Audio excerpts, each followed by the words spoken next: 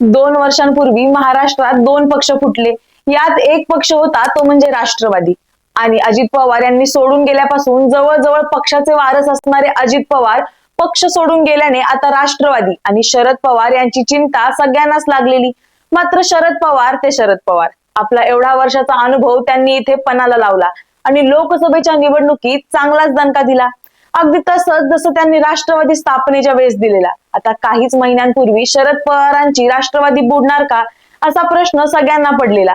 मात्र तुतारी हाती घेऊन पवार पुन्हा एकदा विधानसभेची रणशिंग फुकायला तयार आहेत. पण अशातच पवारांच्या राष्ट्रवादीत अनेक मोठ्या नेत्यांची रीग लागलेली आहे. राष्ट्रवादीत इनकमिंग सुरू झालं आहे असं म्हटलं जातंय. पण आता हे नक्की का म्हटलं जातंय जाणून घेऊया प्राईम संवादच्या आजच्या भागात. नमस्कार, मी सारिका. प्राईम संवाद या युट्यूब चॅनल वरती आपणा सर्वांचं स्वागत करते. राज्यातील आगामी विधानसभा निवडणूक काही दिवसांवर येऊन ठेपली आहे. त्या दृष्टीने सर्वच राजकीय पक्ष कामाला लागले आहेत. त्यासाठी राजकीय पक्षांकडून उमेदवारांची चाचपणीही सुरू आहे. एकंदरीतच निवडणुकीच्या पार्श्वभूमीवर राजकीय घडामोडींना वेग आला असताना दुसरीकडे मात्र महत्वाचे राजकीय नेते आपला पक्ष सोडून दुसऱ्या पक्षात प्रवेश करत असतानाचं चित्र आपल्याला दिसत आहे. आतापर्यंत तरी शरद पवार यांच्या राष्ट्रवादी काँग्रेसमध्ये सर्वाधिक नेत्यांचा पक्ष प्रवेश झाला आहे. एप्रिल महिन्यापासून ते आतापर्यंत महायुतीचे घटक पक्ष असलेल्या भाजपा आणि शिंदे गटातील 5 नेत्यांनी शरद पवार यांच्या राष्ट्रवादी काँग्रेसमध्ये प्रवेश केलाय.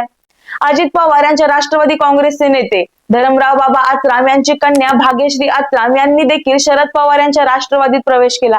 यावेळी बोलताना भाग्यश्री आत्राम म्हणाल्या की ज्या पद्धतीने त्यांच्या वडिलांनी शरद पवार यांचा पक्ष सोडून अजित पवार यांच्या बरोबर जाण्याचा निर्णय घेतला तो त्यांना आवडलेला नाही. अजित पवार यांचा पक्ष जनतेला खोटी आश्वासनं देत आहेत. खरं तर या पक्षांतराला लोकसभा निवडणुकीपूर्वीच सुरुवात झाली होती. या वर्षाच्या सुरुवातीला म्हणजेच एप्रिल महिन्यात भाजपाने लोकसभेची उमेदवारी नाकारल्याने माजी खासदार विजयसिंह मोहिते पाटील यांचे पुतणे धैर्यशील मोहिते पाटील यांनी शरद पवार यांच्या पक्षात प्रवेश केला होता.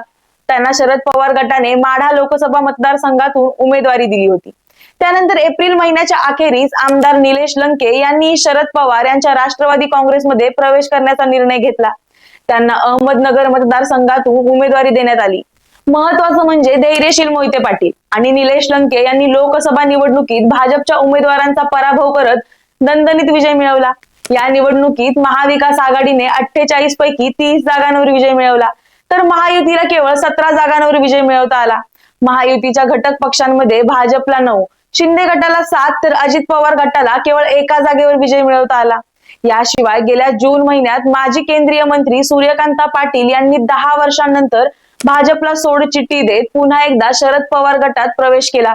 त्यानंतर जुलै महिन्यात माजी राज्यमंत्री माधवराव किन्नाळकर यांनीही भाजपाची साथ सोडत शरद पवार यांच्या पक्षाची तुतारी हातात घेतली. पुढे 17 जुलै रोजी पिंपरी चिंचवडचे राष्ट्रवादी काँग्रेसचे प्रमुख अजित गव्हाणे यांनी अजित पवार यांच्या राष्ट्रवादी काँग्रेसचा राजीनामा देत शरद पवार गटात प्रवेश करण्याचा निर्णय घेतला. पुढे 4 सप्टेंबर रोजी उपमुख्यमंत्री देवेंद्र फडणवीस यांचे कट्टर समर्थक मानले जाणारे कोल्हापूर जिल्हा भाजपाचे माजी अध्यक्ष समरजित सिंह घाटगे यांनी भाजपला सोडचिठ्ठी देऊन राष्ट्रवादी काँग्रेसमध्ये प्रवेश केला. येत्या विधानसभा निवडणुकीसाठी ते कोल्हापूर जिल्ह्यातील कागल मतदारसंघातून निवडणूक लढवणार आहेत. तसंच काही दिवसांपूर्वी जुन्नरचे राष्ट्रवादी काँग्रेसचे आमदार अतुल बेनके यांनी शरद पवार यांची भेट घेतली आहे. याशिवाय वडगाव शेरी विधानसभा मतदारसंघातून प्रचाराची सुरुवात करणारे भाजपचे माजी आमदार बापूसाहेब पठारे यांनी यापूर्वीच राष्ट्रवादीच्या चिन्हावर निवडणूक लढवणार असल्याचं सांगितलं. दरम्यान राष्ट्रवादी काँग्रेसचे प्रदेशाध्यक्ष जयंत पाटील यांनी बापूसाहेब पठारे यांच्या पक्ष प्रवेशाला दुजोरा दिला नसला तरी आगामी काळात राज्यातील अनेक नेते राष्ट्रवादी काँग्रेसमध्ये प्रवेश करण्यास इच्छुक असून आम्ही त्यांची कामगिरी बघून त्यांना पक्ष प्रवेश देऊ असं ते म्हणाले.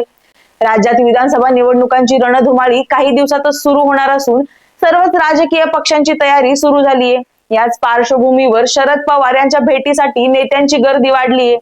लोकसभा निवडणुकीत राष्ट्रवादी शरदचंद्र पवार पक्षाला मोठं यश मिळालं. यामुळे राष्ट्रवादीतून लढण्याची अनेक नेत्यांची इच्छा व्यक्त केल्याची चर्चा सध्या सुरू आहे. शरद पवार यांच्या सांगली दौऱ्यात विधानसभा निवडणुकीच्या पार्श्वभूमीवर अनेक राजकीय घडामोडींना वेग आलाय. शरद पवार यांना भेटण्यासाठी जिल्ह्यात विधानसभा निवडणूक लढू इच्छिणाऱ्यांची लगबग वाढली आहे. अनेक जण विधानसभा निवडणुकीच्या तोंडावर भाजपमधून शरद पवारांच्या राष्ट्रवादीत प्रवेश करत आहेत. अजित पवार गटाचे जिल्हाध्यक्षांचे पुत्र वैभव पाटील यांनी देखील शरद पवार यांची भेट घेतली होती. राजेंद्र अण्णा देशमुख आणि वैभव पाटील खानापूर आटपाडी मतदारसंघातून निवडणूक लढवण्यास इच्छुक आहेत. महायुतीतून एकनाथ शिंदे गटाचे सुहास बाबर यांना उमेदवारी मिळण्याची शक्यता असल्याने राजेंद्र अण्णा देशमुख आणि वैभव पाटील अस्वस्थ असल्याचं बोललं जातंय. सांगली काँग्रेसचे शहर जिल्हाध्यक्ष आणि सांगली विधानसभेसाठी इच्छुक असलेले पृथ्वीराज पाटील हे देखील शरद पवारांच्या भेटीसाठी आले होते. पृथ्वीराज पाटील आणि शरद पवार यांच्यात गोपनीय चर्चा झाल्याची माहिती समोर आली. याशिवाय इंदापूर भाजप नेते हर्षवर्धन पाटील यांनी देखील तुतारी हाती घेतलीये. त्यातच खानापूर आटपाडी मतदारसंघाचे माजी आमदार आणि सध्या भाजपमध्ये असलेले राजेंद्र अण्णा देशमुख यांनी शरद पवारांच्या राष्ट्रवादीत प्रवेश केलाय. स्वतः राजेंद्र अण्णा देशमुख यांनी पवार यांच्या भेटीनंतर माध्यमांशी बोलताना ही घोषणा केली होती.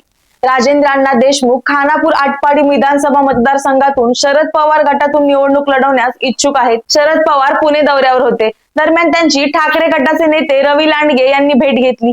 या भेटीनंतर राजकीय वर्तुळात उलटसुलट चर्चा सुरू आहेत.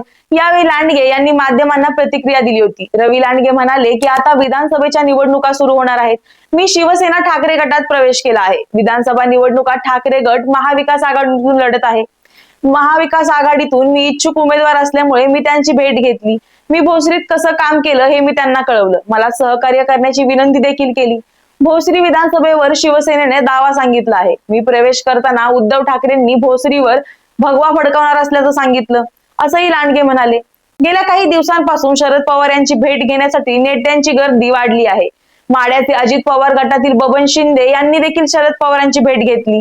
या भेटीमुळे राजकीय वर्तुळात चर्चा सुरू आहे. ही भेट पवार यांच्या पुण्यातील निवासस्थानी झाली. भोसरीचे माजी आमदार विलास लांडे यांनीही पवारांची भेट घेतली.